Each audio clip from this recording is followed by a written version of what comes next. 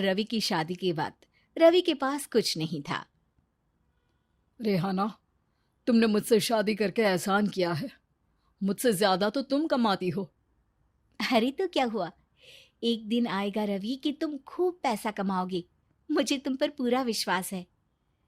रवि और रेहाना खुद को स्टैंड करने के लिए पूरी मेहनत करते। रेहाना, मैं नौकरी नहीं करना चाहता हूँ। तो कोई बात नहीं, मैं नौकरी करके घर चलाती हूँ, तुम बिजनेस सेट करने की कोशिश करो। एक दिन रेहाना, तुम जानती हो, मैंने जो विज्ञापन बनाने वाली कंपनी खोली थी ना, उसे बड़ी ब्रांड का ऑफर आया है। अब हम लोगों के दिन ब्यारे न्यारे हो गए हैं। मैं जानती थी रवि कि एक दिन तुम सेटल हो जाओगे। रवि का काम अच्छा चल जाता है।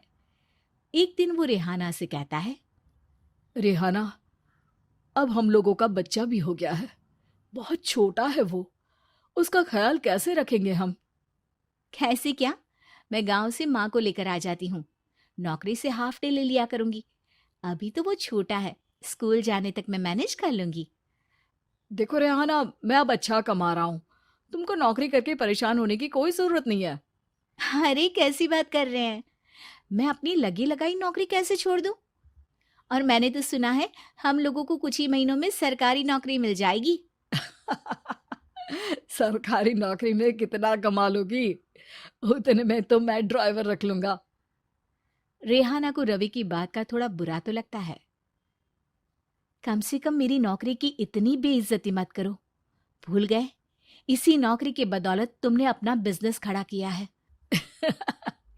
अरे वो तो मैं किसी के भरोसे भी कर लेता।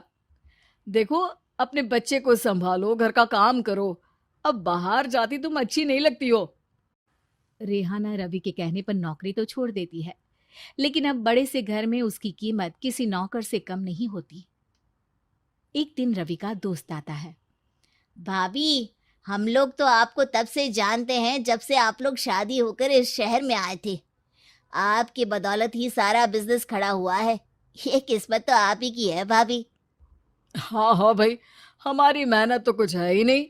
अरे होगी, लेकिन भाभी की किस्मत के आगे कुछ नहीं।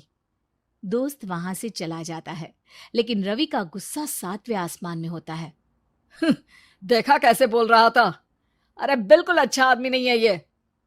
कैसी बात कर रहे हैं आप? प्रशांत भैया तो बहुत अच्छे इंसान है रवि। कैसे उन्होंने हमारे मुश्किल वक्त में हमारा साथ दिया था। अरे था पैसा तो साथ दिया, नहीं तो कौन पूछता है? रवि का व्यवहार पैसा आते ही अलग हो गया। वो बंदे को बंदा नहीं समझता। घमंड से घिरे रवि ने तो एक दिन हद ही कर दी। रेहाना, मैं अब तुम्हारे साथ नहीं रह सकता हूँ। क्या क्या बकवास कर रहे हो रवि? क्या कहना चाहते हो? और क्यों नहीं रह सकते तुम मेरे साथ? देखो, मुझे कोई और पसंद है, और उसने साथ रहने पर बस यही शर्त रखी है कि मुझे तुम्हें तलाक देना होगा।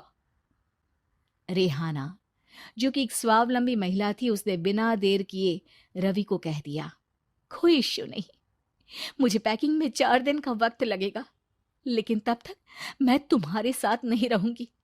4 दिन के लिए तुम कहीं और शिफ्ट हो जाओ, मैं घर से निकलूंगी तो बता दूंगी। रवि घर छोड़कर चला जाता है। रेहाना को दुख होता है, वो रोती है, लेकिन व्यवहार से स्ट्रांग रेहाना को पति के वापस आने का और उसे सबक सिखाने का पूरा भरोसा था। फिर एक दिन, अरे शुशिका, कब शादी करोगे तुम मुझसे? यार मैंने तो सोचा था तुम शादी से पहले मुझे विदेश लेकर जाओगे, महंगी कार दिलाओगे। अरे सब दिला दूंगा, लेकिन पहले मुझसे शादी तो कर लो। हाँ हाँ, क्यों नहीं। मैं कुछ दिनों के लिए अपने मम्मी पापा के पास जा रही हूँ और लोगों से अपनी शादी की बात करूंगी। अरे शुशिका, कैसे रहूंगा मैं तुम्हारे बिना? अब तो शादी ही होने वाली है हम लोगों की। शुशिका रवि को छोड़कर चली जाती है। रवि घर आता है, जहां रेहाना को ना पाकर उसे सब अजीब लगता है। घर तो रेहाना के बिना कुछ नहीं है। बच्चे की याद भी आ रही है। चलो एक वीडियो कॉल कर लेता हूँ। रवि रेहाना को वीडियो कॉल करता है, लेकिन रेहाना फोन नहीं उठाती। रात को सोते वक्त मन कर रहा है मुन्ने को गले लगा लूं। चलो कोई ना, शुशिका से शादी के बाद मेरे और भी बच्चे होंगे। अगले दिन रवि ऑफिस जाता है, जहां टीना खड़ी होती है।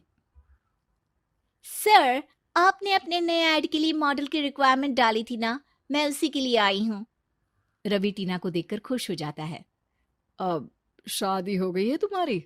नहीं सर, बस अच्छा सा हैंडसम और अमीर लड़का देख रहे हैं मेरे मम्मी पापा। रवि के दिमाग से तो टीना को देखकर शुशिका का ख्याल भी खत्म हो जाता है। अरे यार, ये लड़की मिल जाए कितनी सुंदर है।